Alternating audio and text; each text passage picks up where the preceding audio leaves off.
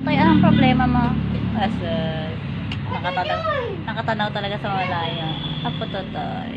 Pipicturean ka, nakatalikod ka? Totoy, tingin ka dito. Ay, kapogi naman ng putotoy namin. Ah, problema mo tong problema to. Oh, saan ka pupunta? Rocking chair. Totoy! Wow, kapogi naman ng aso namin na yan. Oh, seryoso ang buhay. Oh, seryoso talaga. Ang Dito yung pati makakain. Putotoy, ang papa ni Bumbum. Oh, ang papa ni Bumbum, kapogi.